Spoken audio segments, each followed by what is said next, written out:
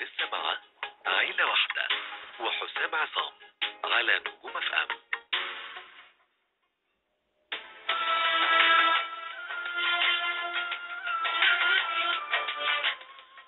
عيلة واحدة على 106 نجوم اف ام، ورجعنا من جديد. لسه معاكم حسام عصام. وقبل ما نبدأ حلقتنا النهاردة وموضوع حملتنا النهاردة عن حملة بطاطين الشتاء، احنا دايما عيلة واحدة بيحب يتبنى كل الأنشطة الطلابية في الجامعات. ومن الأنشطة الطلابية مشروع هايل جدا وجمعية مهمة جدا اسمها جمعية علشانك يا بلدي. ده يعتبر مشروع طلابي لتنمية العشوائيات. هيكلمونا النهاردة سريعا كده على التليفون عن حفلة هيقدموها بكرة في القلعة. عنوان الحفلة دي او عنوان الموضوع ده انت عايش ولا حي؟ انت عايش ولا حي؟ تعالوا نفهم اكتر الموضوع ايه من احمد عز، طالب في كلية هندسة جامعة عين شمس وعضو في لجنة العلاقات الخارجية بعلشانك يا بلدي. احمد ازيك، عامل ايه؟ ازيك يا حسام؟ حبيب قلبي، شكرا ليك على تلبيتك الدعوة لينا ان شاء الله. يعني ربنا يخليك، وانا دايما معاكم في كل كبيرة وصغيرة. طبعا يا حبيبي طبعا. قول لي بقى، انتوا بكرة هتقدموا حفلة في القلعة اسمها انت عايش ولا حي؟ تمام. احنا كل سنة بنستقبل ممبرز جداد عشان يشتغلوا معانا في عشانك يا بلدي. السنة دي حابين نربطها بجملة انت عايش ولا حي. الفرق بين ان انا اكون واحد عايش لنفسي بس او بذاكر بس او عايش وخلاص، يعني عايش وخلاص، غير لما اكون واحد ان انا حي باثر في نفسي وغيري، بكتسب مهارات وبكسب غيري مهارات وبعمل له تنميه، خصوصا لو في مناطق عشوائيه زي منطقه عز طبقنا اللي احنا شغالين فيها. هي منطقه عشوائيه فقيره، فاحنا بنحاول نعمل التنميه دي هناك. كويس جدا. يعني الحفله بتاع بكره دي الهدف منها هو جمع متطوعين؟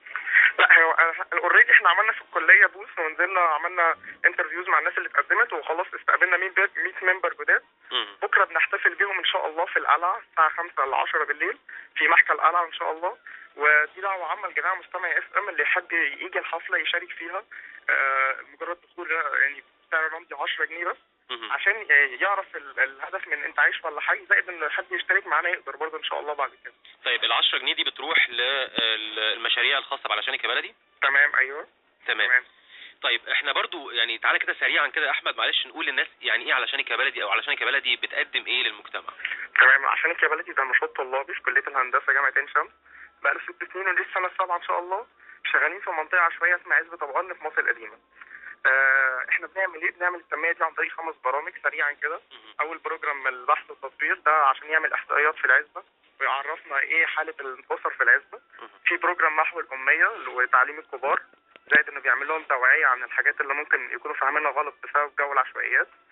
بروجرام كيز للاطفال ده بخصوص ان تحسين المستوى الاخلاقي والتعليم الاطفال دي واكتشاف مهاراتهم. في بروجرام الاي او الايكونوميك امباورمنت، تمكين اقتصادي عن طريق مشروع كبير بننفذه في العزبه ان شاء الله عشان كل اهل العزبه يشتغلوا فيه ونعمل خط انتاج داخل العزبه دي، زي مثلا مضمات مشهوره بالخشب، ونقدر احنا ناخد المنتجات دي نعمل لها تسويق وترجع بالفايده عليهم عشان يعتمدوا على نفسهم وما يستنوش اي اعانه من حد.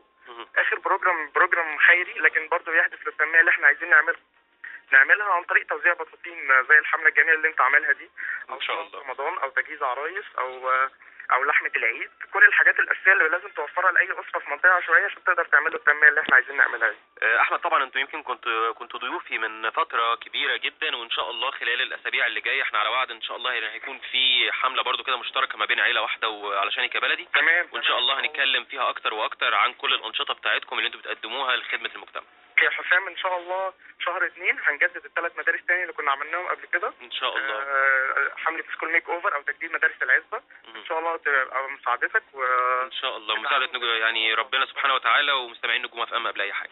ميرسي. ودي دعوه عامه لجميع مستمعين نجوم اف ام ولحضرتك طبعا اللي يحب يشاركنا بكره في القلعه، هتبقى ان شاء الله حفله جميله جدا وكل الناس تستمتع بيها. الحفله الساعه كام يا احمد؟